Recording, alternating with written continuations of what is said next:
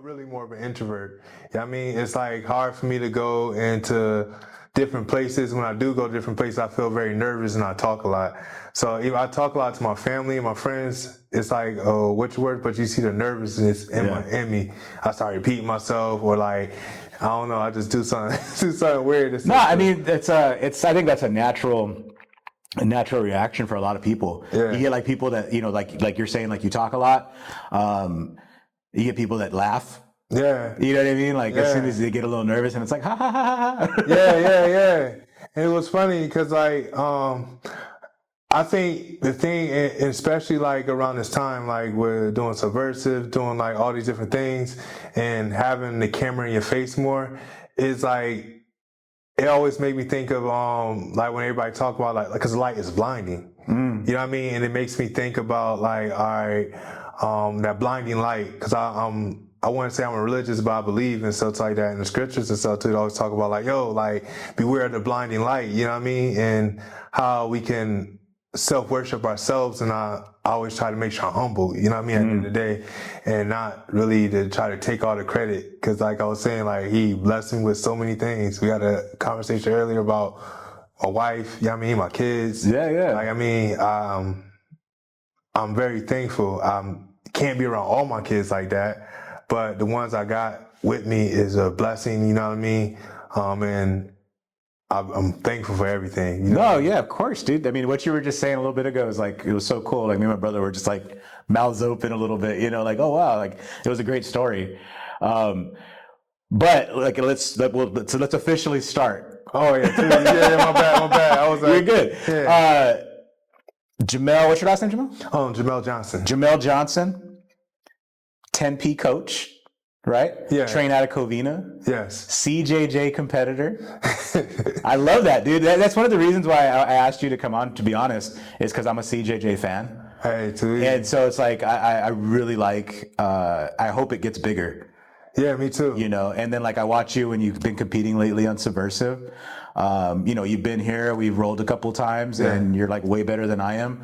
Hey, you being modest. You know what I mean? It's like we all start somewhere. I still got a long way to go. But I mean, we're both 10 Planet guys. You've been doing it, I think, a little bit longer than I have. I see you training at HQ. I see you train in Covina, and you also teach in Covina. I mean, dude, you're just like, jiu-jitsu is like your life. I feel like. Yeah. I know there's more to you than just jiu-jitsu, but like, that's just kind of like what I see. You're right.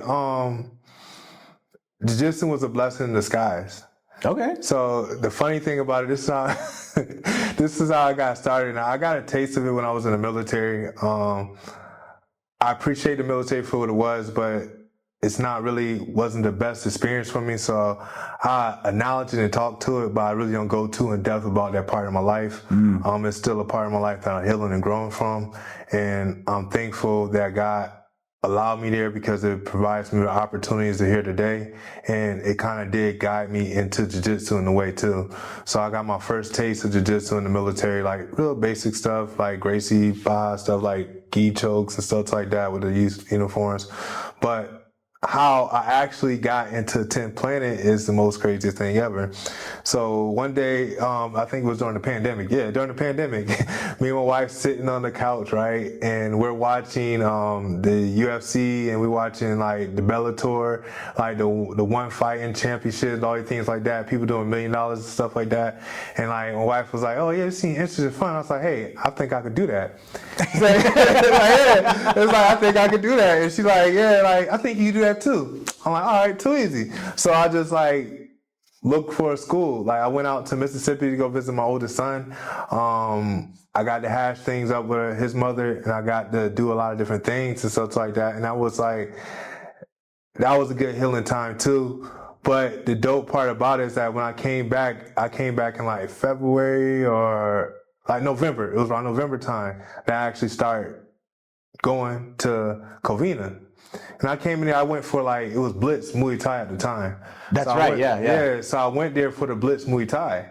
So like the first 6 months, I'm doing nothing but training Muay Thai and stuff like that. And I go to Jiu Jitsu a little bit, but like I didn't I'm like, yo, I'm gonna be a striker because I always wanted to train in Muay Thai. I like the Michael J. White. I like the Tony Jaa movies. I was like, yeah, I'm gonna like be a Muay Thai champ. This and that. Damn. It was a guy that worked there named Max. I call him Poppy. One of my friends and stuff too, close friends I talked to. And it was like, yo. He said, yeah, why don't you try jiu-jitsu? I'm like, I don't know. He's like, yo, you should try jiu-jitsu. So I come to jiu-jitsu class and so to my coach now, who I'm under, Coach Danny Gutierrez, who's also on the Eddie Bravo, and I get to train with Coach Cooley too, who's the owner of it right now. I went up to him like, hey, like, all right, how do I get good at jiu-jitsu? He said, like, yeah, he said, you want to do good at jiu-jitsu and compete and stuff like that. He said, you got to learn the language. I was like, learn language? Like, he said, you got to learn, like, with lockdown, like, learn all the moves, like half guard, quarter guard, anything like that. If I can't talk to you, then you don't understand. So I'm like, all right. So I'll go in there. It's a skinny guy, skateboard guy named Chris. He's about like 130, 120, like even on a good day. He probably bigger than that, but if you see this Chris, don't feel bad. You know what I mean? But he was having me down there like based out on the ground. Like I'm over at this time on 275. I was in there running in the gym on a treadmill. I was lifting weights and stuff, like bench pressing. Like I'm like, yo, I'm fit. I could do this. I ain't gonna let nobody. That little guy held me down. Another guy named Tommy, like he's in 10th Planet Vegas right now. He's having me based out in the corner. I was like, I couldn't get up. And it was like frustrating. I'm like, yo, how can like these little guys just keep holding me down? And I'm thinking I'm cool, I'm strong and stuff like that, but I can use like none of my strength. So after that, I don't like losing. I'm very competitive in a way, or I understand being humble, but I'm like, nah, I gotta learn this. So I was doing Muay Thai and Jiu-Jitsu at the same time every single day. I was working at Disney at this time. I was doing security for them, so I was used to work all night long, get off work, come in the morning, like I get off at 7 o'clock in the morning, at 8 o'clock I'm in class over there doing jiu-jitsu, and I'm over there doing Muay Thai until like 12 o'clock in the afternoon. So I'm like training, and I'm still sucking. And then like all of a sudden, like I had like a little mental breakdown from like running so much, just dealing with different things, not realizing I had found out that I was suffering from bipolarness and stuff like that, and a little PTSD from some of the things I experienced in my life. And I wound up in the hospital. And I was like, I had just trained enough because I thought I was going to do Jiu-Jitsu World League. And I was like, I'm in the hospital, the mental hospital, like, yo, like, how did I get here, this and that. And all I kept talking about was Jiu-Jitsu. Like, yeah, I'm taking Jiu-Jitsu, this and that. And all I had was a straight ankle. That was my favorite move at the time. I had nothing but a straight ankle at the time because that's the only one I knew. Right. So I'm like, I was just a white belt with a straight ankle and stuff like that. Yeah, I'm going to compete, my first tournament, this and that. That's all I'm talking about inside the institution and stuff like that. But like, in a sense, like, this goes back to how I got into jiu-jitsu, and like this is really what kind of helped me from finding out, like understanding like what bipolar is, understanding that I gotta have a certain schedule on a routine in order, if not I go up and down. So I'm like, all right, I need something that's gonna keep me from when I have a panic attacks, how to deal with panic attacks. I need something that's gonna keep me like when I'm feeling depressed, like all right, like to go through the motions a lot and feel depressed.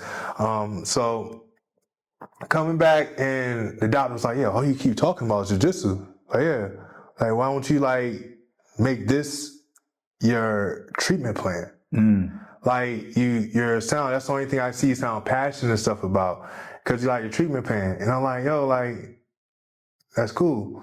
So I got out, I did Jiu-Jitsu World League, and I lost my first match. Like Tommy, based in Jedi, had me held down. Wrestler. Oh, I hated wrestlers. You know what I did? I hated wrestlers. He had me 8 days. Like, and it was even more embarrassing because my wife and my kids over there like, Daddy, no, Daddy, get out. Like, yo, I was like, dang. And then my cousin Frankie Lyles was there, and I was like, dang, my cousin here, my big cuz, to see me based out. My wife over there to see me like this guy just hold me down, and I couldn't do nothing, get up, and I was so embarrassed. And Poppy was in my corner over there. He was like, yeah, like, all right. He came over. No, Poppy wasn't in my corner yet. Poppy came over to the next match, right? And he was in my corner. And the next match he goes, I'm like, man, started kind of the same way. I went pull guard. The guy came, almost had me based out. And I went, and Poppy like, you got a triangle right there. You got a triangle. hit my first reverse triangle, bam, with the arm bar. Nice. It was like, bam. So I'm like, all right. I got my hand raised. I'm like, oh, okay, all right. I did something. And then, like, I told you, like, I was a white belt, and my favorite move was a straight ankle lock. That's like my coach Andy said, like, yeah, he seen I liked it, and training said, you're going to be, like, known for the straight ankle. Like, everybody at straight ankle going to be, like, basically, like, piping me up and stuff about the straight ankle. Guy came in, I went shin to shin ashi, bam, hopped in, and got the straight ankle, bam. I came in third. Man, that was so, like, that was like the best experience ever, like, being in a hard situation and coming out on top. And I realized how happy it made me. Yeah. I realized how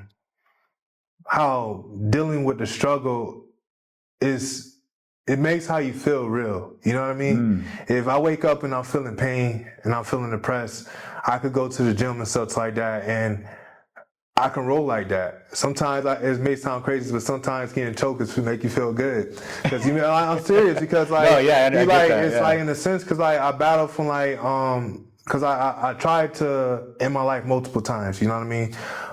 When I was down, so it actually makes you realize like, hey, when you getting choked, it's like, man, like, hey, I don't got a tap, but you like something in you like. Tapping. I'm like, wait, hold up, why am I tapping? Like I felt like I didn't want to be here. You know what I mean? But it's like, oh, you really do want to be here. It makes you realize that you still willing to fight. So it's like it's my roles and how I do it demonstrates how I feel. You know what I mean? Like I've been on this place to really like, cause I was always angry my whole life, had anger problems and stuff like that. But I've been on this journey of like how Mike Tyson always talk about being humble. You know what I mean? Getting closer to the source, the higher power, Abiyah. Yahweh, I consider Abiyah. That's how I consider myself too. And trying to be humble in the fact. You know what I mean? Not trying to be like that. Cause you know, like I'm a big guy. You know what I mean? I didn't realize how big I was. That's another funny story. You know what I mean? I go back to that later on though. But it was that match that really got me into competing like that. Like that match right there and realizing and overcoming, like because I'd be suffering from panic attacks sometimes. And it's like, yo, nothing like situations in life, like you get hot, you get what you call it, like your heart is so crazy. And then it's like, wait, that's how I feel. Like when somebody over there trying to mother milk you, it's like, oh, that's how it feels. So in a sense, everybody like, yo, like I'm over here trying to choke you. I couldn't choke you. Why you couldn't get out? Because I be getting choked by life all the time.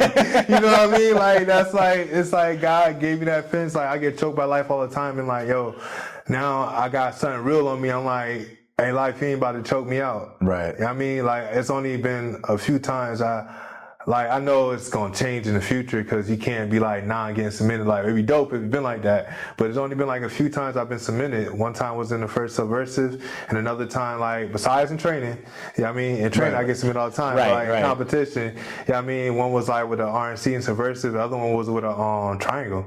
You know what I mean? And that was because I was straight out tired and just went to Naga, just won, and I just got off of work. It was a bad idea. My wife told me not to do it. I'm like, no, I got to do it. I got to do it. I got to be learning how to do this. And like, you know what I mean? So it's just funny how everything stumbled about with jiu-jitsu and stuff like that. And it's funny how God has a tendency of working things. And to make everything even more crazy, because I was saying, like, I told you earlier how my cousin, his name Frankie Laus, he used to be super middleweight champion and stuff like that, boxing and stuff too. So he gets to be around a lot of people and stuff like that. And the funny thing about it, when I first came out here, I got the opportunity to go visit Michael Jai White House because they were real close friends. And I wanted to see Eddie Bravo there. I didn't know who Eddie Bravo was. I'm like, yo, at the time, I didn't even know anything about him. You know what I mean? And I didn't really come on his radar until like after I did a Quentin Tech. You know what I mean? So I wanted to see Eddie Bravo there. I'm like, yo. I was like, yeah, my cousin was like, I was just happy about Michael J. Whitehouse. I'm like, yo, he got, like, I'm like, yo, that's dope. You know what I mean? My cousin, Michael J. White, like, these two people I've been, like, looking up to my whole life. I'm like, bam, they right here. And then like he like, yeah, this is my friend Eddie. Yeah, he owns like a couple of like schools, martial arts schools. Oh yeah, he like, yeah, I own a few martial arts schools. Very humble and stuff like that. And I ain't paying no mind, this and that. And I wound up at, like I said, to playing in Covina because of Blitz, not because of the jiu-jitsu. Not because of the 10 It was just Planet, because of the Blitz Muay Thai, and I want to learn Muay Thai. And now it's my home. Yeah. You know what I mean? Like met Eddie like once before the quintet. He's like, meet so many people. He didn't really like still realize who I was and so too. It wasn't until the quintet, and I was still going like through mental things at the time.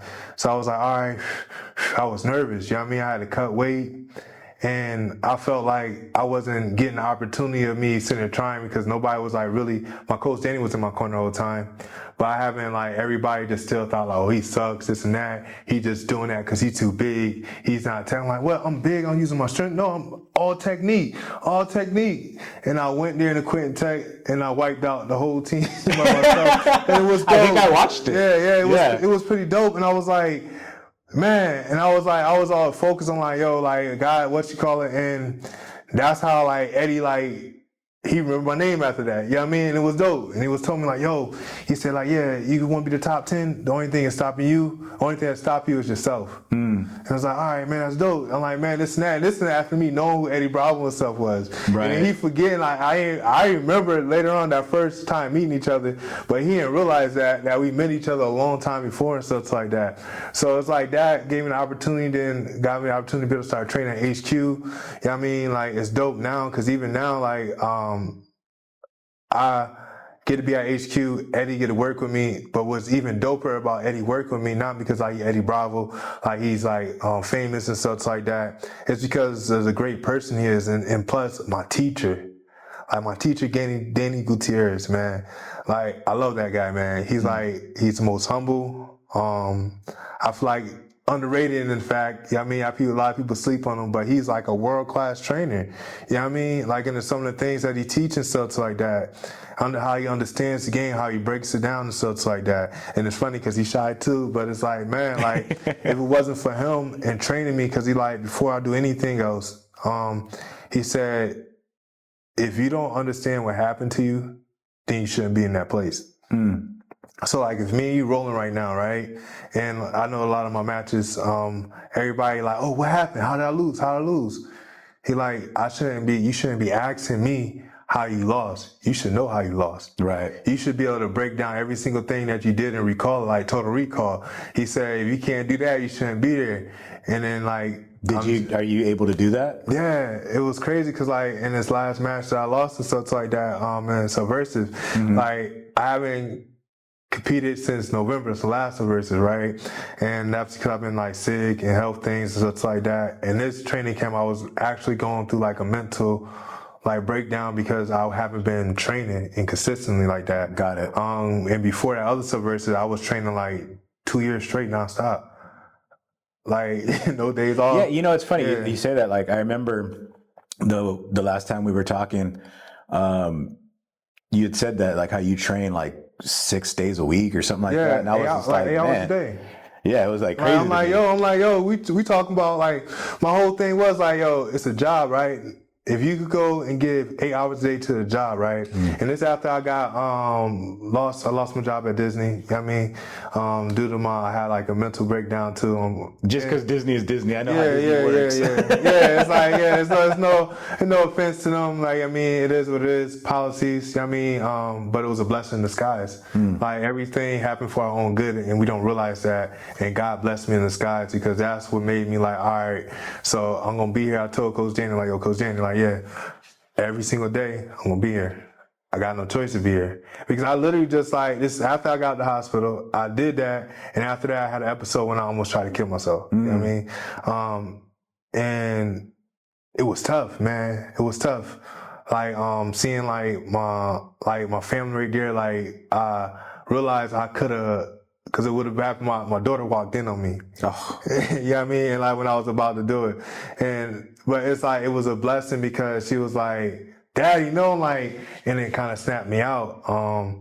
The medication I was having me hearing more voices and stuff too. Yeah. You know what I mean? So I had to get different things, microregistry there, and I had to take that, and that's when I had to realize like I got it, like it's helping me, but it's helping me to a fence. I gotta find something to like naturally heal, and that's what jiu-jitsu came and did for me. Like this was something I could hyper focus on.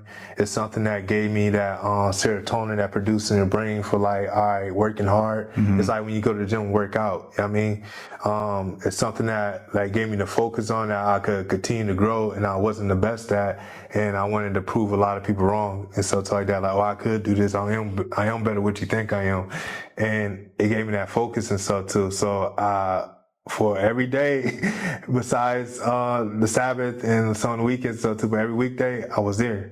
I was in Coach Danny class. And I got my blue belt, and I was like, man, like that was dope. You know what I mean? I'm like, all right, I achieved something. I got my blue belt, and I was like, now I got to work even harder. You know what I mean? I started training even harder and so too, and it was like, went from that to 8 hours, and I kind of was overdoing it. It's funny because I was training so much. I had Eddie, Coach Danny, it was low Coach Logan, and everybody. I think Chris Crawford and stuff was over there having like an intervention, being like, "Yo, dog, yo, like you didn't train too much. You didn't train too much." Cause I was like, "Yo," I'm like, "Man," I'm like, "All right." I was so like fixated on like, man, like how can I cut down my traveling time, because that's an hour I'm in traffic. I could be training in that hour. You know what I mean? I'm like, that's how like it was. Yeah. I was getting up at like 4 o'clock in the morning. I was working out at 6 o'clock in the morning. I was in the gym. I was doing drills and stuff like that. Coach Danny right now on class started at 8 o'clock. At the time, it was starting at 7. So like from that time, I Coach Danny class, and I was training right there. Then going rolling with everybody afterwards. And then I was sitting there and like leaving and stuff like that, and like training at night and stuff like that. When I started training at HQ, going to HQ at night, and then I started training at the Body Shop too.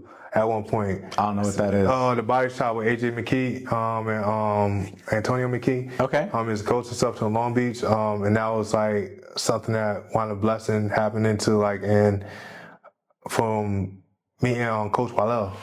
Dang, I forget his last name. I'm bad. Watson. I think Wallell Watson. I'm bad with names, man. It's all good. But yeah, so I got blessed with that opportunity and stuff like that, and I still go there. I'll probably be there tomorrow and stuff like that, but I can only go like once a month, given how things is, because it's expensive. Yeah. Like that, and having a family, and I get it. Yeah. I get it, man. It's like that's already a full-time job, so it's like I was just trying to like, yo, I need to get better. Like I want to get better. Like I have to grow, and I was winning a lot around that time, and it was good winning, but I was even when I win, I still don't be like, oh yeah, I won this and that. It's like, yeah, I messed up right there. I should have had him right there. Yeah, you're right there. Yeah, like coach, like, hey, come on, man, you won, you got this and that. Like, man, this and that. It's like, it's the funny thing about it is that everybody, like, I don't hang my medals or anything on the wall. They go right in the closet. I literally on the shelf in the closet and stuff. To my wife, like, you gonna put them up and stuff like that? So I'm like, yeah, I'm proud. Like one day. Like like maybe one day. You know what I mean? Like I feel like if anything, one I would put on now is that first one I won, because it mean the most. Yeah. And I felt like I was like winning so much, and I took that first L, and like my first L I took like in a long time was like before I started going this low-key losing spree. But yeah, I mean, it's a learning curve, you know what I mean? But was subversive, you know what I mean? And that was like the nervousness. My body was in like, I was training for 2 years straight. You know what I mean? I didn't give my body a rest. Then after that, I wanted to get in rhabdos. You know what I mean? You did? Yeah, I almost had kidney failure. That's funny because it's not funny that it happened to you, but when you were talking about how much you train and the overtraining and the intervention, if you will, the quotes. Yeah. I was thinking in my head like, man, like I'm surprised this guy didn't like come down with something. No, not even that, but it was that, and I was drinking like 7 energy drinks a day. Like that makes sense why you said you stopped drinking energy drinks. Yeah. So it wasn't even like, but it wasn't always like that. It was like when my body, because your body tells you when you need to take a break. And my body was running so long at that high level and stuff like that, or at a high level, and I didn't realize it. And it was telling me like, yo, I need to take a break. by getting tired and not able to do it. I'm like, no, I need to do this. So like, here goes Red Bull, like G Fuel, this and that. And I was like, bam. And it was funny because the day that my kidneys almost started shutting down on me, like I was coming from HQ, and like literally, I cracked open my last energy drink, right? And I was sipping it, and then I was like, yo, and like, Eddie, you hear how many energy drinks this guy drink a day? Like seven energy drinks? Like, oh man, that's not good for you. He like 2 cups of coffee, this and that. He said, you gotta leave the energy drinks alone. I said, oh yeah, I will after this one. You know what I mean? Mm-hmm. I like, cause I'm not a fan. I don't like wasting stuff. Right. You know what I mean? It's like the way I grew up. You don't waste. Like you better finish it. You don't waste. Clean your plate. Empty your cup. yeah. And I was like, man. And literally, what happened was, I was driving home, and I was like, man, like my chest started hurting. I felt like I was having a heart attack, and I was like starting to breathe heavy and stuff too. But this is funny thing about, I'm like, started breathing. Like, dang, I need to go to the hospital. But I'm like, I gotta train tomorrow. Oh my god! I'm like, I gotta train tomorrow. Like for real, like man, like all right, I gotta train tomorrow. I can't do that. I'm doing good. This and that. I gotta train. And I was like, all right. I went home. I called my wife. I'm like, yeah, I felt like a big old cramp in my chest. It was cramping up tight. And I was like, I was breathing. I got home. I was breathing hard the whole night and stuff. So I was like, controlling my breathing, like square breathing. And then like, the next morning I got up, I'm like, all right, I was about to go to training. And it was like still like getting worse and stuff like that. And then I wanted to go into the ER, and then I did the EKG, like, oh, your heart fine, not having a heart attack, and like, what's going on, this and that. And it was like, yeah. It like, it's funny because they asked me whether I was on drugs. I'm like, well, nah, that's the first thing. I'm like, on drugs. I'm like, nah, I ain't no drugs. Who you asking that for? They said, do you take steroids? I'm like, no, I don't take steroids. Like, I'm like, man, I'm clean. Like, all right. They said, yeah. They're like, cause you got rhabdomyolysis. I'm like, what the heck is rhabdomyolysis? She's like, yeah, like, have your pee been like brown? And it's funny because a couple days before at HQ, my pee was like super brown. I'm like, all right, maybe I'm just a little dehydrated. I gotta drink a little more water. You know what I mean? So it was that, but it was like, yeah. She's like, yeah, like what happened right there, your kidneys are starting to shut down and so too. Mm-hmm. So I had to get a test. Thank God I didn't have kidney damage or anything like that too. But this is where like everything started going down. Like I couldn't train. So believe it or not, man, I don't know if you well, just believe it or not, do me and you actually like, I can relate to a lot of the things you're saying. Yeah. I want to kind of go back a little bit because we talked about a lot right now. So number one is jiu-jitsu, right? You use it as like your therapy plan, if you will. Yeah. And I totally get that. I think a lot of people in jiu-jitsu would 100% understand what you're saying by that. You use it. You feel like a calm when you come here, even though it's organized chaos. If you know what I mean. The other thing that I can really relate to is the Muay Thai thing, because I feel like a lot of people I've talked to is they initially want to do Muay Thai, and then they just get into jiu-jitsu. They would just get into jiu-jitsu, and I love Muay Thai to this day. Yeah, me too. It's awesome. It's an awesome sport. I don't train it as much as I would love to, but it's an awesome sport, and I think it's really cool. The part though, like what you were talking about with like you're going back to like the therapy part and the panic attacks, if you will. Yeah. Nobody, I think, understands what it's like to have a panic attack unless you had a panic attack. Yeah. Like you're saying, like with the life choking you out every day. Yeah. I get that, dude. Like I've had panic attacks before and they suck. For real. But like, I understand what you're saying when like somebody's on top of you and you just get all that pressure and you can't breathe and you feel like you're just going to pass out or you're going to pop or something.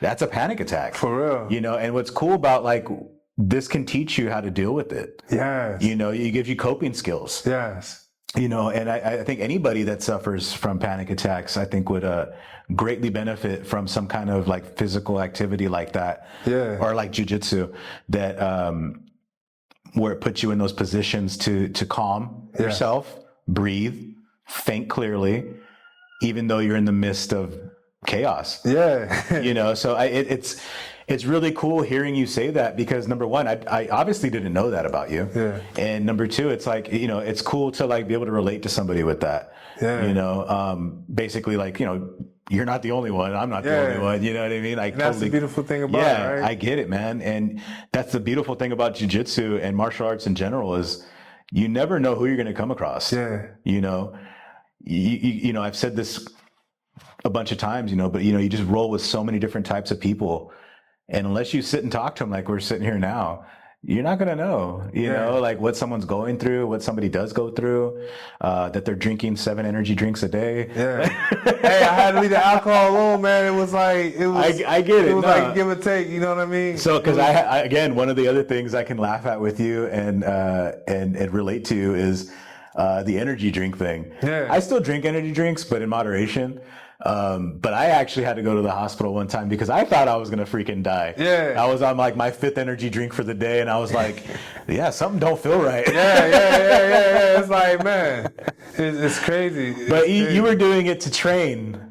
I was doing it just to keep working because I was working like a madman at the time. And so I kept cracking energy drinks. And before you know it, I was like, yeah, this is too much. See, that's how that's what messed me up too, because I wind up, like I was saying, like I have like a disability that I deal with, but try to realize it don't define me. You know what I mean? I try not to claim it because I believe that things we say, what you call it too, but sometimes you have to like, all right, yeah, it is. Let people know I'm going through something like everybody else. So what happened, actually, I was working at FedEx, you know what I mean? And I don't do really well in team environments, just based off my past experience in life and stuff like that. I have very trust issues and stuff like that. So I could be I could talk to people, be right here front like that. But when it comes to like following through on relationships and friendships, I feel like I grew, you know what I mean? But I keep to stick to my family, like my wife and my kids. It's that's basically like where I go. I've been doing different things and trying to stay a little bit and stuff like that. Like now I can hang out like at HQ for a little bit. I can hang out at Covina for a little bit. You know what I mean? Because it grew and I consider them family, but it's also like I got my guard up too because I'm very like, it hurts me a lot just for like when people do things wrong. So yeah, so. You protect yourself. Yeah, protect myself. Yeah, I get that, man. I get that 100%. But you've talked about HQ a few times. So is there a huge difference in the sense of like training in Covina versus training in HQ? Yes, it is. It is. I love Covina. I mean, I always have loved Covina. I had pretty tough training partners in there, but we all decided to go different ways in life and so too. Coach Jason, one of my best friends, let me take a step back before I go into that. He's like part of the reason how God blessed me through him to get to this level. I mean, I remember being a white belt and all brilliant ideals. He's like, yo, Jamell, I like how your mind works, but slow down. He said, slow down. You know what I mean? He said, like, he said, you're a spaz, but he said, if you be my training partner, you're after this. And he was a purple belt, and it's funny, and I'm like, yo, I told him, like, yo, Coach Jason, you're going to beat me till I'm purple. I'm like, yo, like, man, because it's like, you know what I mean? Like, it was a play on word, because I'm already darker skin complexion, and when you beat us, we turn purple instead, you know what I mean? All right, but, so, you're going to beat me till I'm purple. And he used to come early in the morning, and this really started like the branch arc of my training, like getting up at like 7, like he's like, all right, 6 o'clock in the morning, and I'm there in the gym at 7, and he's teaching me how to teach. He's showing me how to train. He's teaching me how to say, all right, you got to do this, and he like, yo, push me and say, all right. Now I'm thinking like he just showing, like just drilling with me, getting better. He like, no, you got to come in with your lesson plan. I'm like, what? I got to do what? Man, I was nervous. I'm like, man, this and that. So like he's him with Coach Danny, and like he was like really a big part of what allowed me to grow so much. Having them believe in me and stuff like that, having them work with me, Coach Danny with the private lessons and stuff like that. And he's still like, I still go to Coach Danny class every single day. Yeah, I've actually taken a class with Danny. Yeah, it was a long time ago. Yeah, but well, you're going back to where you were saying how like he's a great teacher, and I mean, I was very new when I met him and when I took a class with him. But I mean, I still use some of the stuff he showed me that day. Yeah. You know, today I showed somebody something that he showed me, 3+ years ago. Yeah. Like it's man, his game is good, and it's like, and it's funny because I know I'm gonna answer the question before I forget. but we'll get there. Cause with me being a teacher, I teach. It's like, I'm like, man, I be over there teaching and stuff. So I know he be watching. I'm like, man, like I gotta make Coach Danny proud and stuff like that. But I see how he teach, and that's the dope part about being at HQ. That's what makes besides my personal relationship, like with jiu-jitsu and with Eddie and stuff like that, he's a great guy and stuff too. But like how people look at Eddie Bravo, that's how I look at Danny Gutierrez. Nice. I mean, like, everybody like, that's like, I'd be like, yo, that's my coach. Yeah, that was a coach. I mean, it'd be kind of like in a sense, everybody come in and stuff like that. It's like teaching is like, and being in front of Eddie makes me want to do a better job because of who my coach is. Yeah, you know what I mean? It's like, it's plus because of Eddie Bravo, of course. Don't get me wrong. I can't never take nothing from his name, and I'm grateful for him as a person, as a coach to me, because he helped coach me and stuff too. But it makes me work harder and stuff like that, and appreciate value more because it's like I'm representing Coach Danny. You know what I mean? And that's what makes it like hard and stuff like that. To like lose or anything like that. But understanding it's not a loss, it's a learning experience. But back to what we were saying about like the different levels between Covina. Covina has some tough guys. They do have some tough guys. And I'm not gonna like downplay it or not like it don't. Like they used to kick my butt before. Yeah. But it's like a time when you really grinding and stuff like that and you put the work in. It's like you outgrow the level. I don't know, like not in the sense of saying I'm better than everybody and stuff too, but I started having real tough roles. And now I having roles that's kind of like tough in a sense because of my understanding of how to train. You know what I mean? So I understand like I don't have to be dominating every single time. Right. Around that time, I had to be the one dominating every single time, and I had to make sure I did it in a technical way.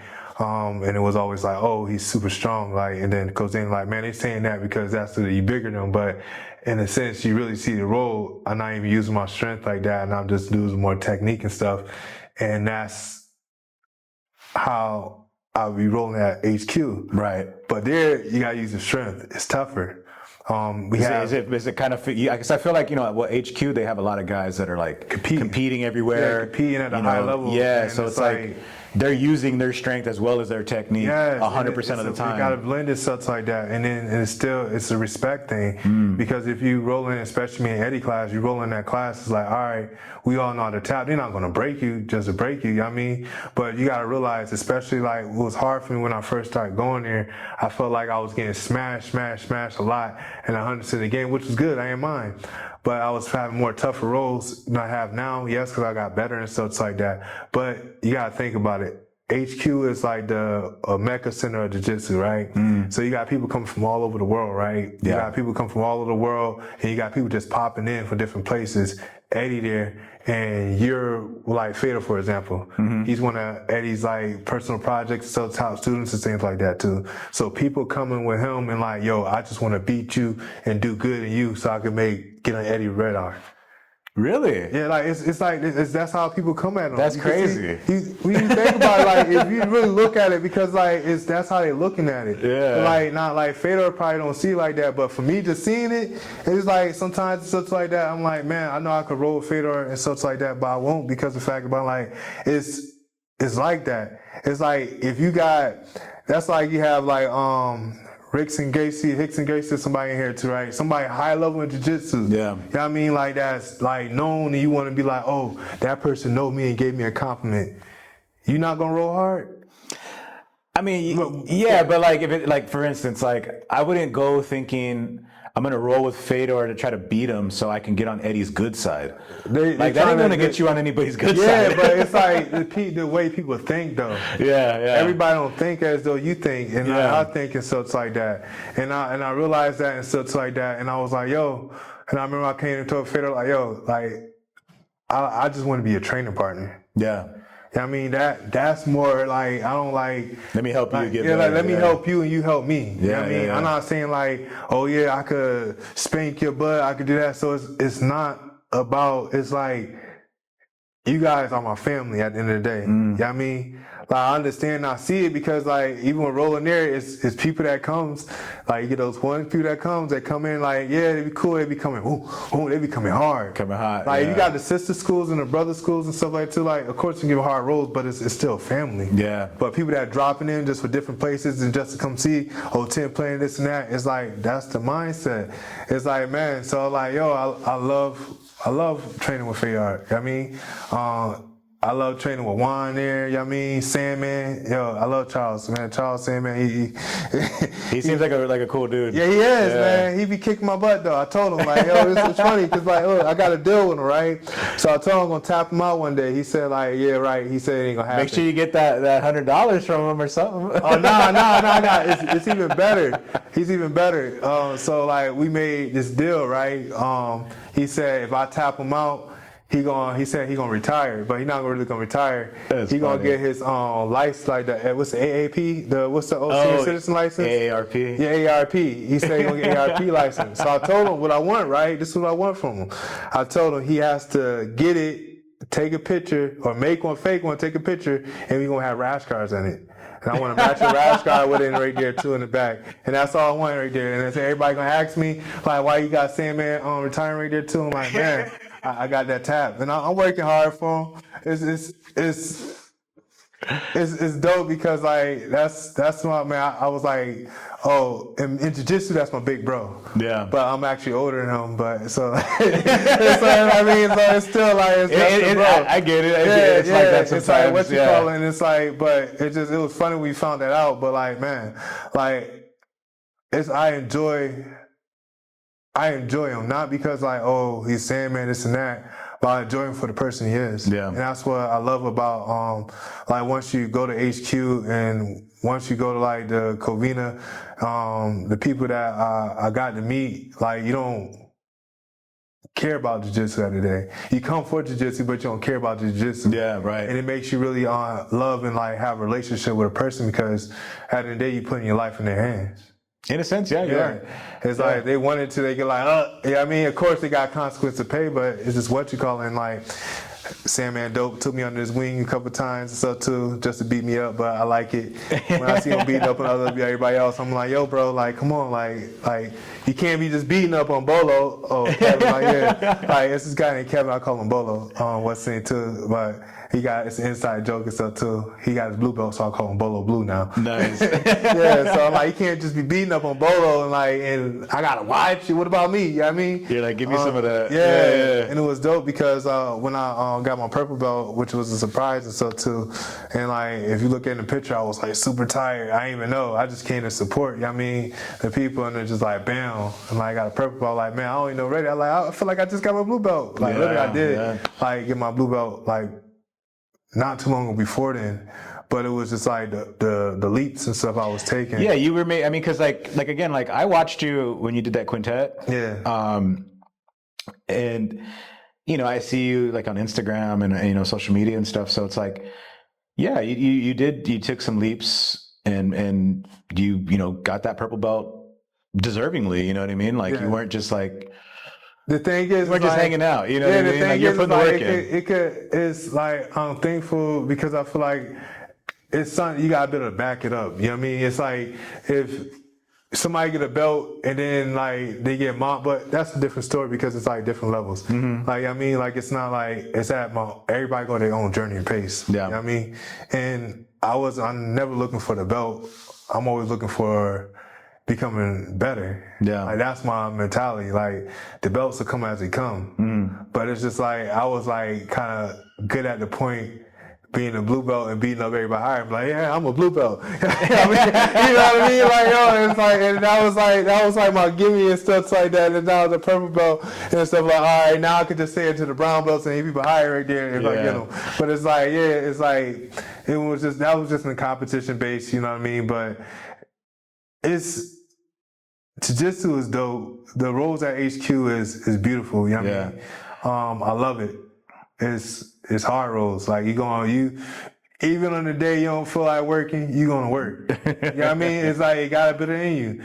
And like it's dope seeing how Eddie operates and runs his class and teaches. You know I've heard. Yeah, and it's like it's real dope because it's like when I first came to 10th Planet and stuff, too, like Coach Cooley had the system and everything like that too. Like always, and Eddie had the system. I'm like, man, why can't we just do the systems? Like, why they got the system? And then like when I started teaching and I started going in, I'm like, oh, I understand the system. Yeah. You know what I mean, I understand the system because like Eddie says, it's so much in jiu-jitsu that you got covered. So why not like understand and get these moves and you be able to flow roll doing these moves and you get the reps in. Yeah. You know what I mean? And then you do what? Warm drills. Like warm-ups. Not warm-up, but live drills. Yeah. So like, and that's where a lot of the ecological jiu-jitsu come from is live drills. You know That's what what it's all about. That's what it all is. It is. Live drills. Yeah. But I mean, they're, you know, not to get into that debate about ecological systems, but like, you know, they if you're just live drilling, like where are you getting the moves from? You had to learn it and warm up somewhere. You know what I mean? But it's just a new different name. You know what I mean? Exactly. It's not like in the Bible says it's not new under the sun. You know what I mean? So it's like even like a lot of things in jiu-jitsu. Like I've only done jiu-jitsu a similar amount of time as you. I think I'm going on my it's my 4th year being in jiu-jitsu, and see, I'm on 3rd, working to my 4th. Yeah, mine, like, I actually have it on my calendar, like, as an anniversary, and it just passed. But yeah, so 4 years, and from what I talk to people that have been doing this for like decade plus, you hear these new things come out, you know, quote new, and it's just repurposed, new name, you know, whatever, but it's like nothing new, you know, nothing new. You heard about a new bell bottom pants? Yeah, I did. It's the same thing. Hey, sooner or later we wear baggy shorts again, baggy pants with the tall tees. It's like it's dope, but I mean it's like, but I like you said, not to get in the debate. It's like I give my hats off to anybody that come and step to and trying to learn this stuff too. Yeah. But one thing I learned is stuff you always gonna have to go back to drilling. You can't take away from drilling. That's where you, in my opinion, that's where you learn. Yeah. You know, that's where you because really that's learn. how you're able to implement the move. Yeah, muscle memory. Yeah, muscle memory. Yeah. Yeah, I mean, it's like, cause I was like, oh, I just try that move right there too, but it's like, how are you gonna do it? Like, it's at the higher level that I feel like it's still higher level than where I'm at now, but at this level I'm at now, I'm realizing that it's not just, you have to react, because if you can't react, your body not reacting, you gotta think, that's a second, you done. Yeah. It's a seconds game. It's like always down to the second, and every second count. Literally. Down to the second. So it's like you gotta train your body to that muscle memory, and that's the part I like about it too. Like the OD, and like, man, I be nerding out on jiu-jitsu, man. A lot of people do. Yeah. So I be over there teaching the class, like, I be talking about the strength. The hip escape. Right. Everybody like, yo, like, yeah, it's just like, you like, no. It's like kata. You know what I mean? You know how you got that karate, like, and it's like, yo, you flaming, you moving, you lifting up, and you realize, like, yo, it's like you touch that flow state a little bit, like, man, like I could go into strength, and like, what you over there strength, what you bridging for, like, man, just like the micro battles. You know what I mean? Because it's just like I said, like, it's everything imitating in a way of life. We go through so many micro battles, right? It said the scripture says we battle not against flesh and blood, but spirits and principalities and so too, and rulers of darkness. And realizing that everything that we go war in our minds, a thought, is a micro battle that we got to go through. So is we have the power to speak and declare, and like, hey, I rebuke that, or like rebuking is basically like, I'm not going to listen to that. Right. Like you going away, you casting out, like that ain't work. Like, oh, somebody say you stupid, like, oh yeah, whatever. I mean, that's rebuking. Like, I'm not. I'm great. I mean, like, oh, am I cocky for saying I'm great? It all depends how you say it. I mean, Yeah, it's like in the sense I don't think you saying you're great is being cocky. Oh, I wasn't saying I was great. I mean, I'm still trying to get up to that. I'm trying to get up to that phase. You know what I mean? Like, but I'm just saying in the sense. You know what I mean? Like, I'm learning to become great. You know what I mean? Yeah. I'm learning to become a better father, a better husband, a better son, a better student. Yeah. And that's crazy because like recently after this loss in Subversive, this learning lesson Subversive, Monday I was supposed to teach the kids. I ain't want to teach. I love teaching. I ain't want to teach. I just needed to be a student. Yeah. And I feel as though we want to grow so much and become a master and become the best at everything too, but we really don't enjoy being a student. And it's so dope being a student. Like being like, it's like as kids, we want to be adults. Oh yeah. And then we realize like, dang, I should have done my nap time as a kid. You know what I mean? It's like, so it's like kind of like, man, I was like, yo, like just going, coming to Coach Danny class, working with Coach Danny, sitting there like working on different things, like, yeah, and like over there like geeking out with my teacher, like, yo, Coach, I see it. He can show me the same thing 10,000 times, and I learn something new every single time. Yeah. And everybody like, what? It be people like, oh man, like it's the same thing. Like, bro, like you don't see it. You don't see like the magic of jiu-jitsu happening before your eyes. You know what I mean? It's like, yo, like in a sense, like the understanding that we give. You know what I mean? And like the Bible said, when people perish for the lack of knowledge, why you lose a match? For the lack of knowledge. Not knowing what you're supposed to do. Yeah, I know. Yeah, you don't know, like, you didn't know he could do that? Nah, but now you did.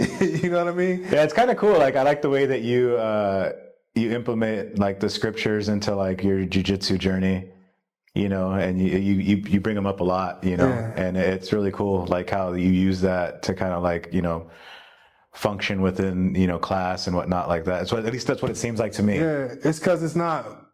I don't do things for my glory. I do things for His glory. And everything we do, we give praises and thanks, right? So if you dance, right, who are you praising? Who are you thanking?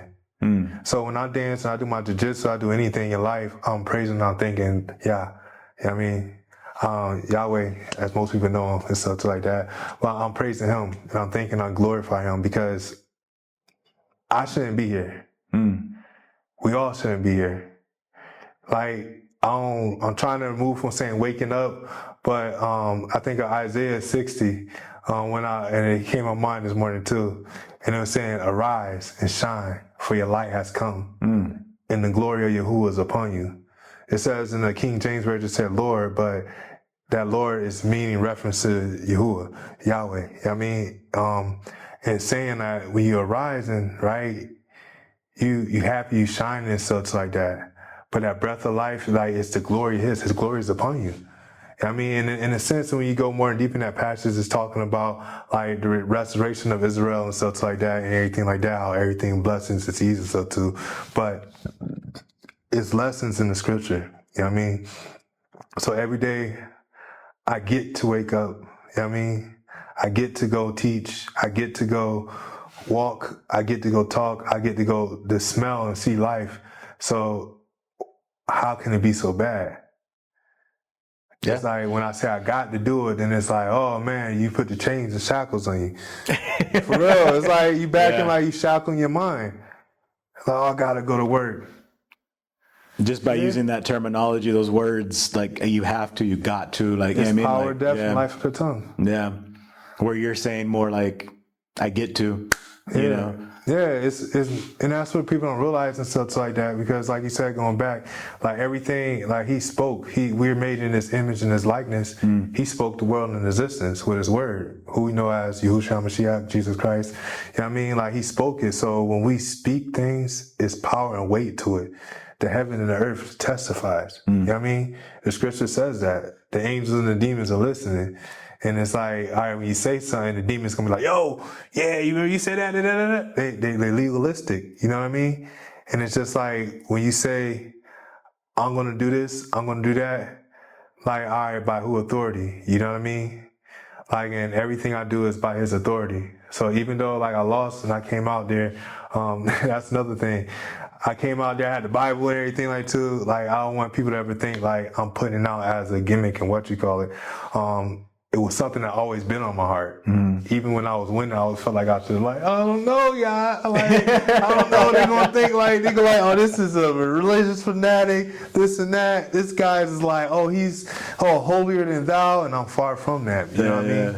I'm far from that. So it's like, yeah, you said that right in the beginning. You were like, saying how you don't call yourself like religious. Yeah, but I you feel like obviously it's a like construction. You obviously like follow it. You know what I mean? And you use use what you can from there to help yourself. Yeah, well, it's more to help others. Well, that too. But I mean, like, you can't help others unless you help yourself. Well, in a sense, it all depends how. I understand, like, I feel like that's a more philosophy in a sense, right? So if that's like somebody saying, like, if I got $5 in my pocket, right, and there's a guy outside and I need something to eat, like, and that's my last $5 in my pocket, and I gotta go and feed my family and stuff too, but my heart is telling me like, hey, he's having like he need help. What is the chances that I'm right there in that moment and my heart is telling me to do something, right? So if I help myself, I could heat that $5 and go right there. But after that, like, that's helping myself right there. Yeah. But by giving him that $5, right, and then he eat. Oh, what about my family and stuff too? But we supposed to trust in the Lord, right? I'm not saying like in the sense of like always give your last, but only if the Spirit is talking to you, the Ruach HaKodesh, the Holy Spirit. If it's leading to you and it's on your heart to do it, then do it. Because how God works, he works through the hands of man. So by us not listening and be obedient, then we have to sacrifice something. It's for everybody that doesn't know, this camera's been off for about a good half hour or so already, maybe 40 minutes. I don't even know. It was like I lost the track of time. We were having a very good conversation about stuff. But we're getting back on track here. Yeah. And let's talk about some CJJ, man. Oh man! So when was your what was actually? I got a couple of things I had to ask you about CJJ because, like I said, I'm a fan of CJJ, and I hope it gets bigger. But so first would be like, what made you want to do CJJ, and then second would be like, how different is it, like a game plan, from going to like a jiu-jitsu competition versus a CJJ or event? Man, so. My goal is to switch over to MMA. Okay, cool. I didn't know that. So it's like that's why I was training like at the body shop and stuff too. I'll be back there once I'm able to get myself together to do so. But I like mixed martial arts. You know what I mean? The reason why I like mixed martial arts is because I'm always believing in staying ready. So I want to compete in mixed martial arts and stuff like that at a higher level, so that way I can mix it with my military training, as far as weapon training and stuff like that too, and I can be able to adapt and protect my family at any moment. Any moment. You know what I mean? So that was always my plan and stuff, like, in a sense. But CJJ, man, it's interesting because it's not MMA and it's not jiu-jitsu. And that's what I'm learning and stuff like that. I decided so versus like, oh yeah, it's a CJJ match. I'm like, all right, bet, I'm down. Like, I'm like, man, I've been wanting to hit somebody in the first place anyway. You know what I mean? Like, so it's like, in a sense, now it's like the thing that I'm understanding, like, I like playing a guard. Okay. I'm a guard player and stuff too. So I like playing a guard. So now I'm going and doing CJJ and you get hits and stuff like that. Bam. All right. That's not really the smartest decision to play. Right. Unless you're playing like some rubber guard, you know what I mean? And I'm not just saying that because I'm a 10 Planet guy, like, oh, it's rubber guard. You know, I'm serious. Like, so I'm 220, right? Dominique Lobo, he's like 139, short, like, he probably taller than that, but still, he's a short guy, right? And I'm over there sitting like, all right, thinking I could rip out his rubber guard. This dude had me in like 2 things. Like, he had me stuck there. Like, I was on my back. I couldn't get up. Oh, man. I was stuck. And it was like, inside his guard and having right there and stuck, it's like, when applied right, even at the bottom, it's something like dope. It's a good control position. Right. And I think a lot of people are like, oh, they can pick up and slam me and such like that. Of course, that's why you hook the leg. I mean, not saying like every position is like the best position, because it's a not your number one go-to, but it's a fallback in just in case happen. Always work for the top. Right. So that being said, I think that CJJ is like dope. It's like, I miss doing the regular jiu-jitsu, don't get me wrong. That's why I got the competitions and stuff from. But after I did my first CJJ match, I'm like, yo, just like subversive. Like, just keep, I won't do nothing but CJJ. Like, I want to. It was addicting. Like, literally, like, even the amount of power I was able to generate from the bottom, because like, every time I do, like, everybody always be bleeding on me. I don't be the one bleeding, you know what I mean? But like, I've been taking the L's, like losing by like the ref's decision and stuff like that. Right. And like put myself in bad positions. But it's a learning experience of how to train for it. So it's like, usually when you train MMA and stuff like that, you do your striking, your wrestling, and your ground and pound, right? This is mostly like ground and pound, right? But it's not at the same rules that you can do a ground and pound, because you can't bend, you can't like elbows, you can't do all these other extra tools. The only tools you have is the open palm strike.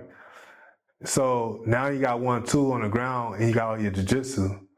So in a sense, like, you usually do ground and pound, you can hold down, you can try sneaking elbows and stuff like that too, but you're not getting power when you're that close right there. So like for this last person that I went against, Rick Laguerre, he did a very good strategy. He kept himself in my guard. So that's a strategy too. Just keeping yourself in the guard and keeping your hips pinned down so you can be able to strike. So usually you doing jiu-jitsu, you ain't trying to be in nobody's guard, right? Right. You're trying to create that space. Right. So there they're not trying to create space, and when you feel like you're getting ready, they pop it up, boom, boom, boom, and they striking. So now it's like, all right, I gotta hurry up and strike back, because if you don't answer, then it's like, all right, that could be a TKO. So it's like understanding how to operate and move and when to move is a whole different timing. You know what I mean? You could jump on it and jump in submission right away, but when you gotta continue to move like in subversives and stuff too, it's hard to train. Like this time I was training wrestle ups, right? Okay. So I was wrestling up the back and boom, slamming it down, hitting like, man. So apparently, like, I don't know, it was a miscommunication in the ref, what you call it, but we wasn't supposed to hit on the standing. But you watch the video, it said we were supposed to. So that's why when I would wrestle up like that, I didn't have my hands to protect my face. Wait, so hold on. So you said... From what they told us in the rules meeting, and it was probably like a... The rules meeting said you can't, right? Yeah, you can't hit. You're not supposed to hit standing. Yeah, from like when one person's standing up, you wasn't supposed to hit with another person on the ground. Right. Because if you watch my last match and such, I went against Jefferson, he was standing up, and he hit me, and the ref said something like, hey, and like I could do an up strike because I'm on the ground, and he had to come down to be able to hit. So that's what my understanding was from here, and the rules mean right there. So like when I went for the wrestle up and I got smacked, like, I was like, all right, I guess I can't, you know what I mean? Because I ain't hear no intervention.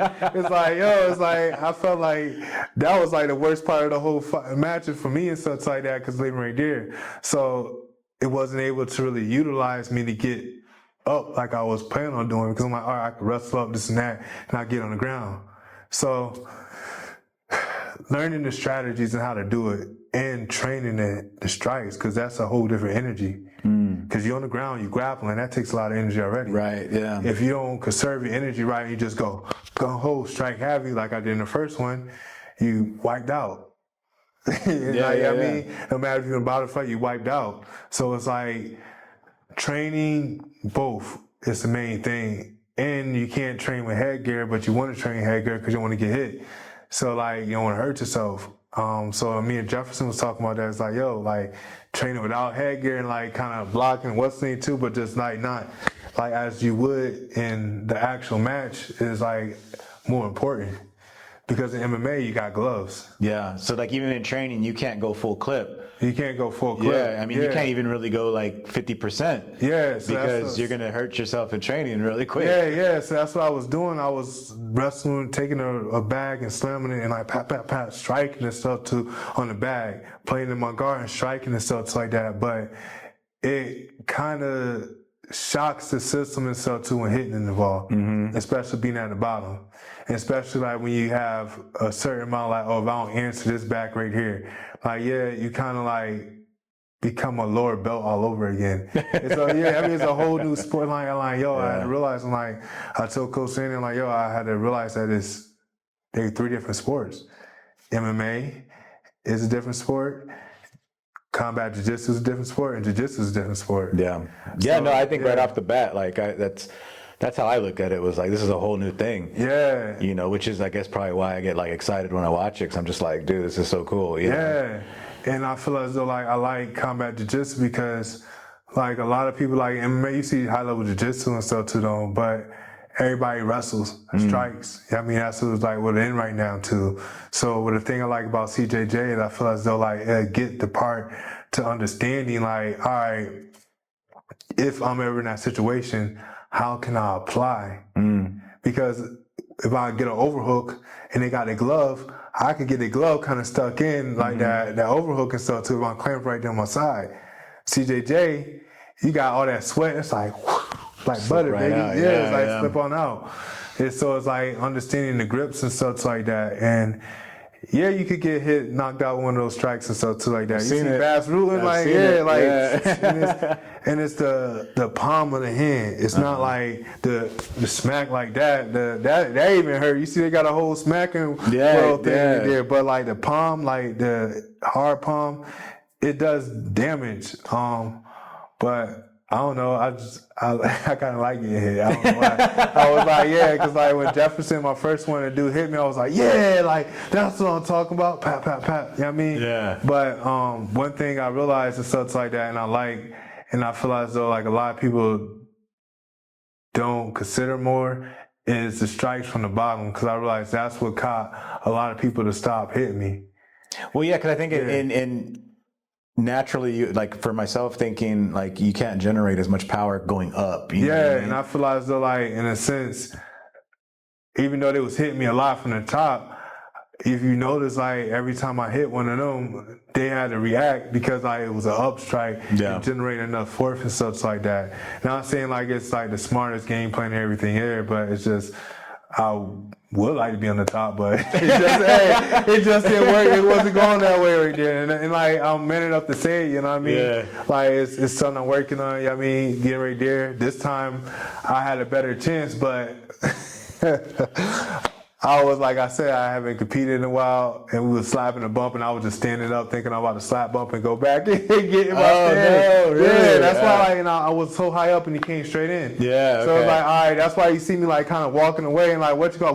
They think, I'm like up in the air. Up in the air, yeah. It was like, he was like, he ain't hold no seconds. I'm like, dang, like, but in a sense, he was in his wrestling stance. Yeah. He was already ready to go. He was going. Yeah, he was going. I was like, like, all right. I'm like, it's funny. But because like ever since then, like I've been with the kids and stuff like that. I'm like, we in a wrestling stance.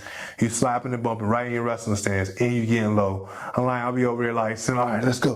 Like, hold right here, like slap and bump, like. It's so funny. I'm like, you're like, dang, what's wrong with coach? I'm like, we learning from our mistakes. You feel me? Yeah, that's the benefit about it. But I like CJJ. It's always going to be on my record and stuff like that to do it. But you said you want to transition into MMA. Yeah, I want to transition to MMA, but I still do CJJ. Yeah, because I've talked to a couple people that are MMA fighters, and I asked them about hey, what about CJJ? Which and they're all for it. They're just like, I'd do it. You know what I mean? Because you take, of course you got to wrestling to get you down and stuff like that, but you take the art of striking out from the top and you really submerge yourself in a jiu-jitsu aspect of it. And I feel like CJJ is more realistic when you even train jiu-jitsu. So even if you don't have a CJJ event, I feel like every gym should be training it like that, because you think about it, like how would you be able to use jiu-jitsu in a situation in the streets if you're not? You're gonna get training? hit. Yeah, you're gonna get hit, and you can't deal with getting hit. Yeah, one of the last guys that I had here is a friend of mine. He was saying how they have classes like that in the Gracie school that he goes to. Yeah. To where they're they're slapping as you're doing jiu-jitsu. Yeah. And then also like there's a book that from Robert Drysdale. I don't know if you heard of Robert Drysdale. Nah. But that book right there actually on the shelf is talks about how they used to train jiu-jitsu for the sense of like, hey, like you're going to be in combat, you're going to get hit, you know what I mean? And I think now it's just a little different, like we're not training it regularly to like combat jiu-jitsu style, So, I think like you said, I think, it should be more commonplace. Might scare off a few people, but Yeah. But and that's the thing about it. And like, that's one thing I have. Cause I've been in a lot of street fights, you know what I mean? Yeah. Growing up and such like that. So, they joke around like, oh yeah, street fighter turned grappler, you know what I mean? Like, in a sense like that, as Coach Danny was saying. But understanding like the importance of that is very real, you know what I mean? Because of most things, like I ain't never trying to go down to the ground. Yeah. But if I do go back to the ground, can I get up? Yes, I could say that now. You know what I mean? Like in the sense of when I don't get up now, it's because I'm doing the sport. Right. And that's one thing I personally have a hard time with is like, cause I don't know, like I feel like I got two switches. I got like, all right, I'm fighting for my life, aka I want to kill you type switch, or I'm doing jiu-jitsu. Yeah. So in a sense, it's like I'm doing the sport. So it's like people that could trigger that and put that in like, oh, I could be violent, but not violent enough from what you call it. But I feel as though my fear is like turning that switch on and not hurt somebody. Like, I mean, because at the same end of the day, it's a sport where we just go, we're competing for a trophy. Yeah. We're competing for something that's like, the prize in jiu-jitsu and the prestige of being like the best. And that's dope. But the way my mindset works and stuff like that is like, I mean, like, do I want to go that route? So I'm now trying to adapt on how to that in between. Cause everybody like, well, I got a dog. But I'm like, all right, you got that dog, but like, are you like, would you kill somebody? Yeah. And it's not even to get like that deep in what you call it, but that's how I look. And like, talk to my wife about it all the time. I'm like, man, like, in a sense, it's like, I be laughing like, man, and like, are you thinking around like I'm playing? So when I do jiu-jitsu, I'm playing jiu-jitsu. Is that like, or when I'm striking, I'm fighting, and I'm trying to read I'm playing. I'm not. Well, I think like what you're saying about like the fear of hurting somebody in a way, that's kind of like a big guy thing. Yeah. Because not even that. Well, I mean, because like for me, like I'm not a small guy, and like, but that's always been on my mind is like I don't want to hurt somebody. You know what I mean? So you kind of like learn how to adapt to. Well, I broke people's feet and stuff like that, and I popped their ankles, I broke their knees and stuff like that. Like it's like that. God, like that's scary. a different. Like that's part of the game. Yeah. You know what I mean? But in a sense, you can do that and have the right technique, and it's just like you hurt somebody. It was a freak accident. They didn't tap. What's saying is like right there. That's all they're a point. But when I'm saying and stuff like that, it's like fighting for your life in a sense versus just training. Because that's training. That's part of training. That's part of training combat sports, kind of rough and stuff like that. But when people have the mentality going there, they able to turn on like, yo, I'm about to go, this and that, the drive and what you call it. Mine's in the sense, it was like, I feel like one time I turned it on, it's like the dude wound up crying and stuff like that. And it was like, oh, it was a belly down RNC, but each his own, you know what I mean? Like, and after that, I stopped fighting like ferocity because it's like, like in a sense, like when my mindset was like, oh, like what it is, what it is. Yeah. You know what I mean? Like, it's like kind of most people say like, oh, they get in the ring, they're ready to die and stuff like that. In a sense, it's like thinking like, all right, that's how I look at it. So I'm looking at it in the sense like if we get on the street and fighting, it's like I'm not going to go and be like, oh yeah, I'm not trying to knock you out. I'm trying to kill you in a sense. Yeah. So it's like, because that's a whole different setting. Yeah, it's a setting, yeah. And it's like, that's the difference, trying to find an in-between of that for me. So I either got like, all right, either we going for this or we going for that. But when you want, but you're saying to find the in-between, but like where do you want to find the in-between for? Like, is it for a competition? Yeah, for competition. Okay, I got you. Okay. Because you don't want to go out there and try to kill them. Like, yeah, and like in a sense, and I feel as though like, well, I think GSP said already, it's like having like respect for your person and stuff like that, somebody else and this and that, and they going like, oh, if I break you, I'll break you, this and that.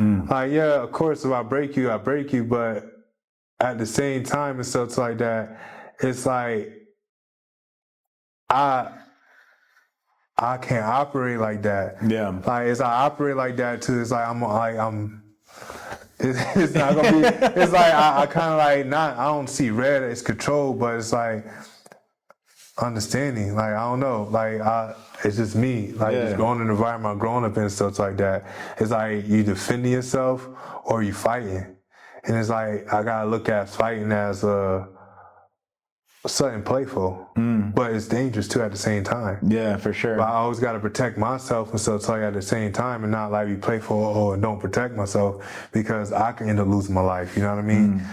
But I don't want to be to the point that I wind up like somebody pissing me off in like the interview and stuff like that, and what you call it. That's why I always be nice and humble, because I don't like playing like that. You know what I mean? I don't like playing like that. I understand there's a role as acting and stuff like that, right. but they push the wrong buttons and stuff like that. It's like, all right, that's the difference between getting, like, for me growing up, that's stuff like that could get you killed. Yeah, I get and you. It's like, yeah, and it's like, all right, and you about to go in the ring and stuff with me right there, where it's perfectly, like, if something was that to happen like that, it's perfectly what you call it. So that's why I don't like playing and like talking trash, smack talking. I just like, because you know those buttons pushed on you would be like, pushed on me, it'd be like, all right, it's like kind of like I snap. Yeah. And I had a tendency my whole life of snapping and stuff like that, and not being in like good results and stuff like that. But it helps. That's when the martial art helps and like bring control and stuff like that into a sense, because I'm always having the back of my head, like, all right, like when I'm rolling and stuff like that, like, all right, bam, or this is the vital point. If I did have somebody and I already got here, it's like the mindset of always trying to make sure that like I know where I'm at and how I can like defend myself if I had to put somebody down, in a sense, because it's still a combat. Yeah. It's still a combat in the day, and we're not just learning it just for the shoots and the giggles. We learn it to be. Well, some people learn it just for fun, for sport. But protection at any time. That's a benefit. Yeah. That's a benefit of it. Yeah. But I think there's a lot of people that don't go in here thinking of it like as, I'm going to learn this for self-defense. Yeah. Some people look at it as like, I'm going to learn this or I'm coming here for a workout. You know, like I just want to sweat. You know what I mean? I see that. So like, man, I'm like, because that's what the main reason I did want to get into it and such, like, because I said I could do it and just to sharpen my tools. Yeah. You know what I mean? And seeing like, all right, if it's somebody that's a high level grappler that like come across and like lost my weapon and somehow right there I gotta get back to my weapon and fight back to it. Can I do it? Yeah. Yeah. I mean, like if it's like Gordon Ryan coming right here and this and that, and the guns ran out of ammo or something like that, so crazy. Like, can I fight myself off? You know what I mean? Like, not even against, like that. Against Gordon Ryan? I don't know. I don't even know right now. After Rick did me, I'm like, yo. I'm like, man, like, yeah, this not me calling him out. I know you got people calling him out, so it was just like, I used to call him Gordon Ramsay. Oh, God, dude. Yeah. I used to call him Gordon Ramsay, but it's like, it's not even like, you don't even got to put that part in there. I would just say, it just came, because like, he's one of the top people in the game right now, you know what I mean? Oh, so dude, it's like, in a sense, like, as somebody at that high level and that skill level, even like Craig Jones, you know what I mean? Like, holding like can I most likely I probably wouldn't even like grapple right there. I probably would just be like, all right, if I get to that level, then maybe so. Yeah, I'm like, yeah. man, I'm like, all right, it's still let me just 50-50 survive. chance. It's still a 50-50 chance. Like, man, he said the deadliest mammal in Australia. I'm like, yo, I'm like, that means you gotta put him down. Dude, yeah. I mean, that would be pretty hard, dude, to go against one of those guys. I feel like no matter what. Even in the combat situation and stuff like that, if like you don't have right there too, it's like just that's why I like training in all forms, especially like with the striking and stuff too. I feel like so like it brings it more back to like the potential purpose and stuff of it. Like the sport, I love the sport. The sport is great. The sport is a great way to learn it and take what you need and don't. Just like in a sense when I'm teaching RNCs, I'm like, yeah, you kind of don't want to be on your back trying to choke somebody out. I mean, it's dope. It look good in sport. But if I had an option, belly down. I'd rather be having my belly down to the ground choking them than like laying on my back and choking right there. Right. It's just like more secure. You know what I mean? Yeah, I It's mean, like, that's something that you learned that works better for you. Yeah. Well, I'm just saying like in a self-defense manner. You know what I mean? Like, and that's what I'm saying. Like, I feel as though like I like to look at it in a self-defense manner, but then again, I do have fun in the sport too. Yeah. And that's why I look at it as playing and stuff too. And it's like finding that line in the in-between because you can't really cross, like, you can't really say like, oh, self-defense has play as far as me understanding because that takes the seriousness and the threat out. You know what I mean? So if I'm teaching law enforcement or something like that too, like I'm like, no, like you have to think tactically. You can't just think about like, I'm not going like, yeah, the jiu-jitsu is to save your life, to get back up and get to your feet or to be able to control the situation. You know what I mean? And that's the purpose of it.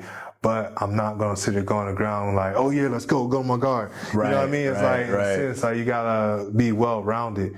You know what I mean? So somebody come and strike you to get on the ground, you need to get back up. Yeah. Like, yeah, so like how to get back up, how to recover your guard, how to get right there too. If you can't get back up, how to put them in danger to free yourself up too. Like if you got down to the ground, before you analyze the situation, that's bad. You know what I mean? It's Dude, there's bad. so many like different like scenarios and everything you can go through with jiu-jitsu. It's one of the great things about the sport, dude, you know? It's a control. Yeah, I mean, it's controlling how to get the safety. If you can't get the safety, how to take the threat out in a safe manner. You ain't gonna break no limbs. That's why you want to choke and put somebody to sleep. Yeah. Neutralize that. Yeah, the great equalizer. You know what I mean? Like, but I mean, that's also the great thing about like, you know, CJJ is a combination of everything. You know? And then obviously, like you said, going into MMA, like you just becoming a well-rounded, you know, combat athlete, you know what I mean? Where you do everything. Yeah. You know, and then like you said, if anything, for any reason, ever pops off, you can be able to handle yourself. Good, you know what I mean? Like, and it's more like to be able to protect your family. Yeah. And it helps with ego.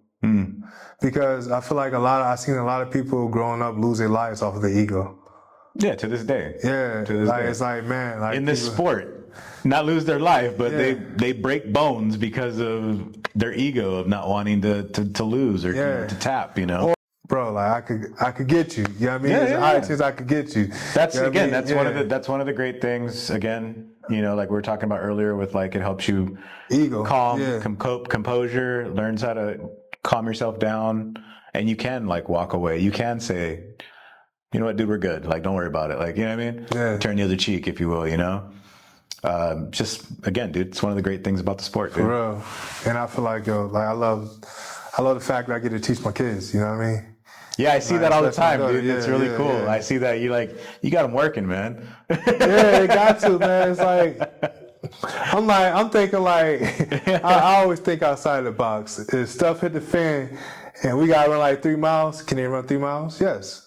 My youngest son, he's 4 years old. He can run 3 and 1 miles. That's crazy. That's cool crazy. though. Yeah, That's so it cool. is. And like he could do 100 push-ups. Like it'd be like halfway push-ups, but he's doing in there. Yeah, that's awesome. Could do 100 jump squats. You know what I mean? That's awesome. Like, and what you call it? He'd be like, I don't wanna ultimate. Like he loves Hajino Imp. It's a boxing anime. He loves that. Okay. Dragon Ball Z. Yeah. Rocky. He'd be like over there, like, yeah. He be like, like it's dope. You know what I mean? Just seeing him and pushing himself. And like when he gets high, like take a deep breath and let him calm down. Learning to Learning chill. to go, chill, like woosah. You know what I mean? Yeah, that's like, awesome. And that's the beautiful part of my daughter. Oh man, she's like a little beast. Like like she it brought tears to my eyes because it kind of like, as a person, when you made so many mistakes in your life and stuff like that, and you're not doing things to the best that you want to, it's a lot of things you want to improve. And when you're dealing with mental health issues and stuff like that, it's like, yeah, I'm a parent, yeah, I'm a dad, but I know in a sense, I don't feel like I'm a good person. You know what I mean? So, and that's just from past experience, you know what I mean? That's some mistakes you made, and I understand I got grace. But what brought tears to my eyes was my daughter. Like one day we were there training, teaching her how to do the double leg. Yeah, it brought tears to my eyes with my daughter. She was like, I was teaching her how to do the double leg, and I was like, she was like, Daddy, I do it right, do it right.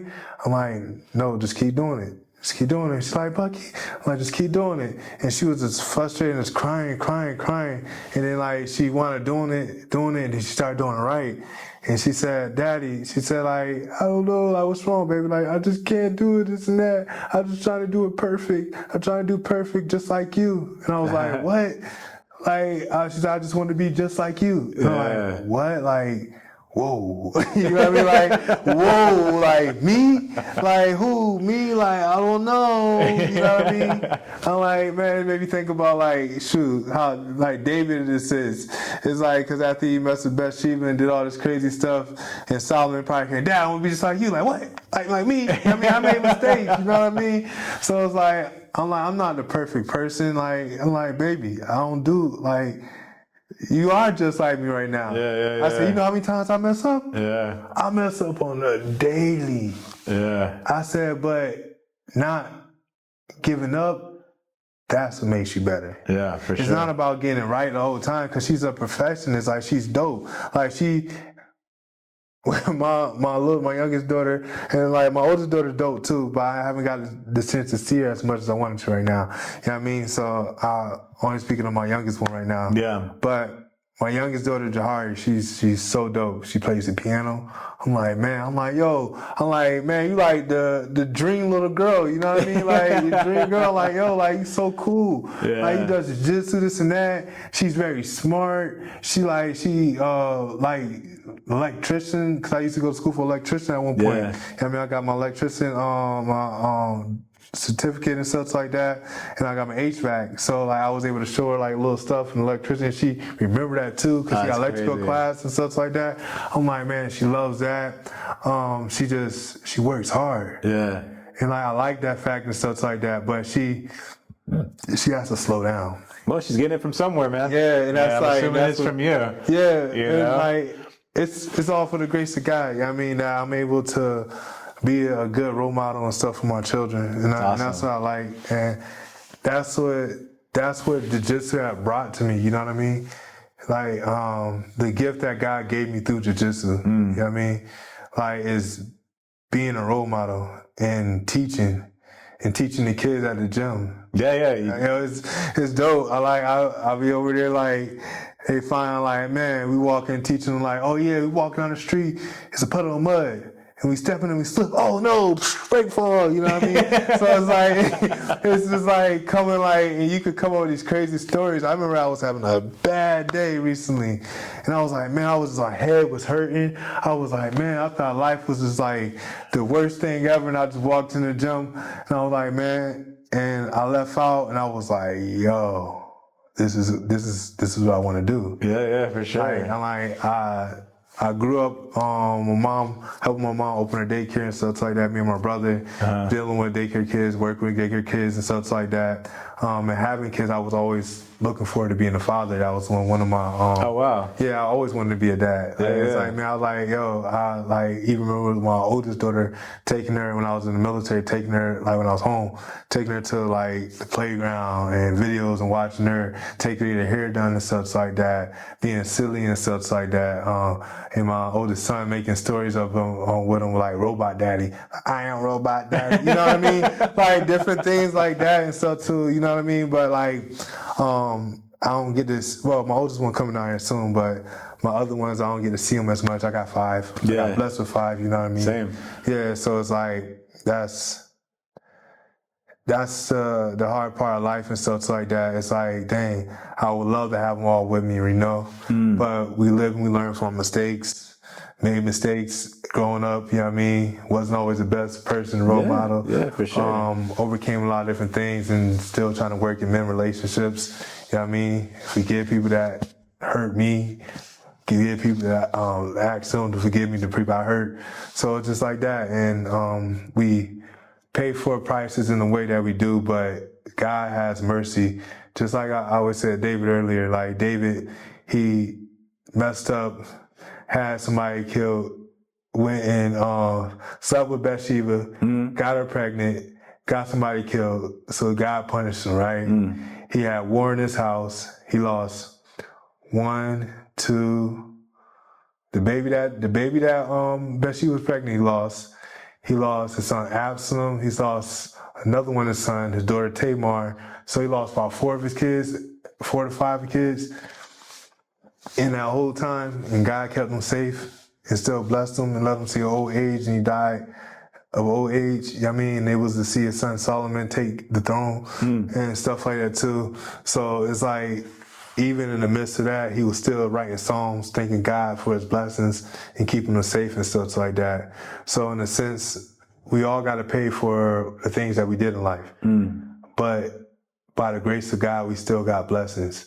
And don't get to see all my kids every day, but I get blessed with the ones I got. And I got blessed to help coach.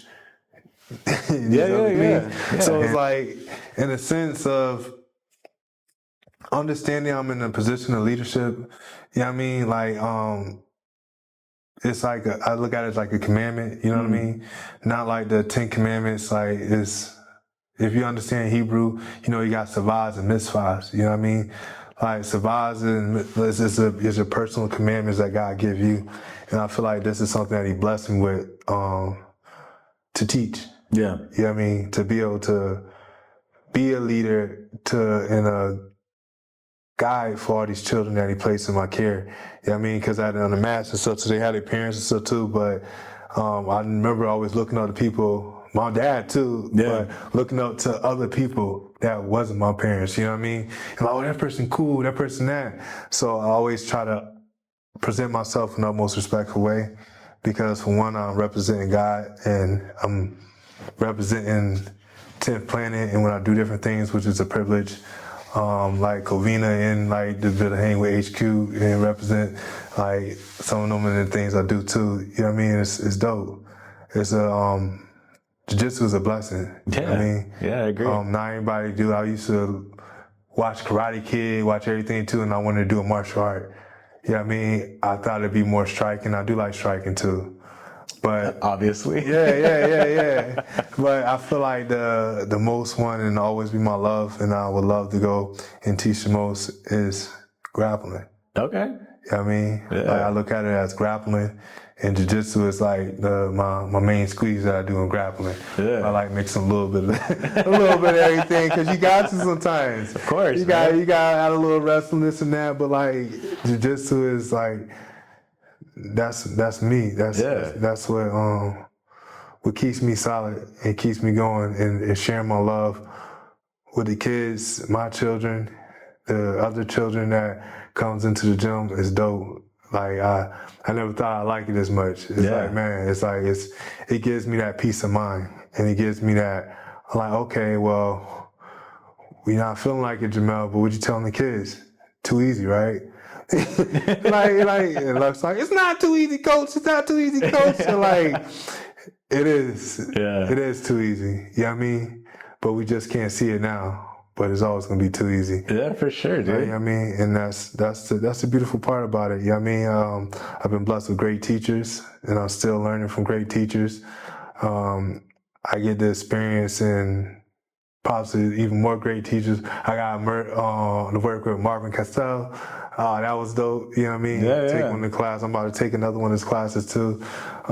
He got another training camp coming in April 13. It's gonna be pretty dope. That's dark arts, right? Yeah, the dark arts. So I'm trying to make sure I go there and stuff too like that. Right on. He showed me some of the things to help with the crucifix. Coach Danny showed me the crucifix too, but it's always like, it's like your mom and little dad tell things, you, man, are always your mom and different, dad tell you something, and you hear it from somebody else, and it's like, oh, yeah, you're like, oh yeah. It's like that in a sense and stuff too like that.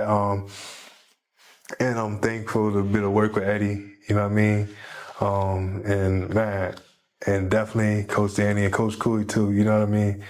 Like I feel like our relationship becoming a lot better. Like shout out to Covina, man. Yeah, shout out to HQ, everywhere. Dark Arts, and shout out to 10P System. Man, for real. Cause man, it's funny because I thought about Gino Martinez, Gio. Oh yeah, okay. You know, so I remember the first time I was at the Mat Beach, right? And the first time I met him and stuff, so like, I remember seeing him. And then my son Josh, he's like 4 now. He was like probably like 2 at the time. And he went and took his food. I'm like, damn, like Josh, like, man, you know what that is? I'm like, my bad. But he shared it with him. He's like, nah, it's cool. We cool. Share with him and stuff like that. That's hilarious. Yeah, I mean, yeah. And I was like, yo, that's dope. Like, I mean, like, and I got mad respect for him because of that. And I always seen at the competitions and stuff too, him and Boogie. I'm like, man, I gotta make it out there to come, but I'm gonna make it out there one day soon, you know what I mean? Go down south. Yeah. It'd be dope just to work with them and stuff like that, and just to you can learn from anybody. And like, you really can. The white belts and stuff too. Doesn't matter. What I mean? It's like the people don't even know. It's like, hey, wait, how you do that? You just messed up and did something right there. And you're like, oh, that's pretty dope. It works. Yeah. You know what I mean? So it's humbling. Yeah. It's empowering. It's a gift. It is, man. I mean, it's a superpower, man. I'm telling you, I'm gonna write some kid books. Watch, some kid jiu-jitsu books. That'd be amazing, dude. That'd be so amazing. Like, yo, I got too many like jiu-jitsu ideal stories and stuff too in there. Like, and just you to can inspire. Put everything in there together, like, you know, some religious aspects of it to like go into like, you know, being a good person and jiu-jitsu for the storyline and to character development. I think that'd be really cool, man. And it's just like, and I feel as though like you learn.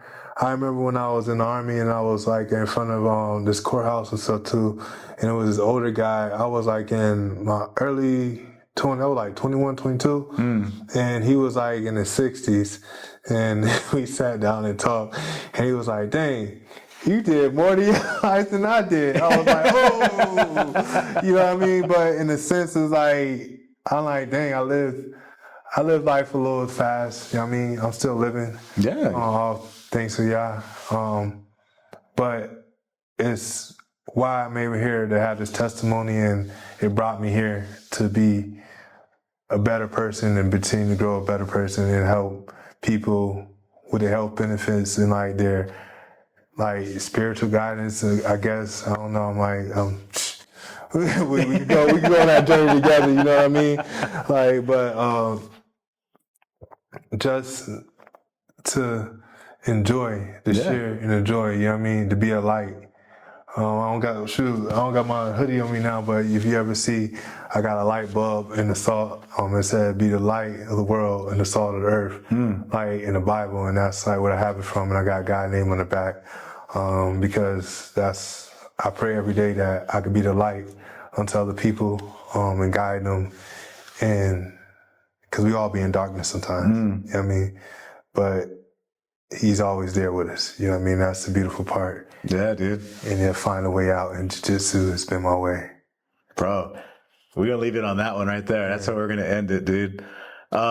Dude, for sure, I want you to like shout out anybody you want to shout out right now. You know, go for it.